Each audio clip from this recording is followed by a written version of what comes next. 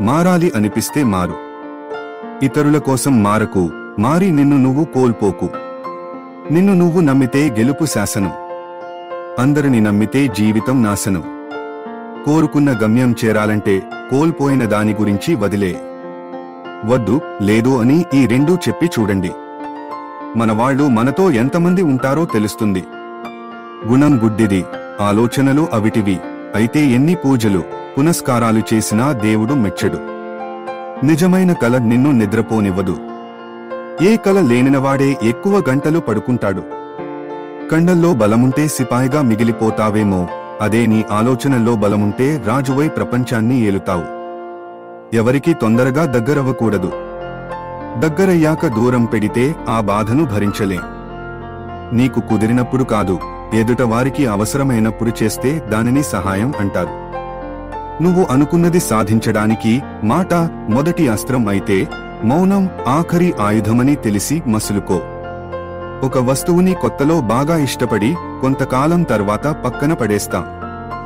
దురదృష్టం ఏంటంటే ఇదే పద్ధతి మనుషుల మీద కూడా ఉపయోగిస్తున్నారు. గొంతు పెంచడం కాదు, నీ మాట విలువ పెంచుకో. వాన చినుకులకే తప్ప ఉరుములకు పంటలు పండవు. ధనవంతుడు కావాలన్నా, పేద జీవిగా మిగలాలన్నా నిర్ణయించేది యవ్వనమే. ఎవరూ అదుపులో వారుండరు. కానీ ఎదుటి వాళ్లను మాత్రం తమ అదుపులో పెట్టుకోవాలి అని అనుకుంటారు. ఏది ఏమైనా, ఎవరు ఎలా ఉన్నా ఇక్కడ డబ్బే ప్రధానం. మనసు బాగోలేదు, నీతో మళ్లీ మాట్లాడతా అనేవారికంటే మనసు బాగోలేదు, నీతో కాసేపు మాట్లాడాలి అనే బంధమే నిజమైన ప్రేమ. ఒక కుళ్ళిన యాపిల్ మరొకదాన్ని కుళ్లబెడుతుంది.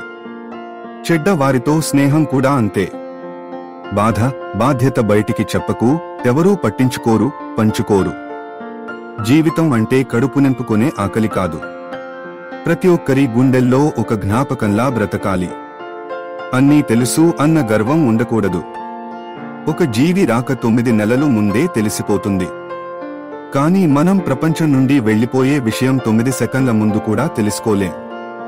ఒకసారి నటిస్తున్నారని తెలిసాక తర్వాత ఎంత నిజాయితీగా ఉన్నా కూడా నమ్మాలి అనిపించదు. ఒకరితో మరొకరిని పోల్చడం తప్పు. సింహం ఎప్పటికీ కుక్కలా విశ్వాసం చూపలేదు. కుక్క ఎప్పటికీ అడవికి రాజు కాలేదు. కానీ ఎవరి స్థానంలో వారు గొప్పవారే. కొన్ని ఎవరికి చెప్పుకోలేము, కొన్ని చెప్పినా ఎవరికీ అర్థం కావు, ఇంకొన్ని చెప్పుకోవడానికి ఎవరూ ఉండరు. ఎవరో ఇంకెవరో వచ్చి నీకు చెప్పాల్సిన పని లేదు.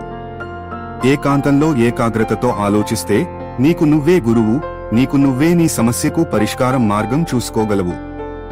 అవసరానికి మించి దగ్గరైతే అవమానాలే మిగులుతాయి. అందరూ యూట్యూబ్లో సమయాన్ని వృధా చేసే వీడియోస్ చూస్తుంటే మీరు మాత్రం మంచి విషయాలు నేర్చుకోవాలని ఇక్కడి వరకు చూసిన మీ ఆలోచనలని నేను ప్రశంసిస్తున్నాను.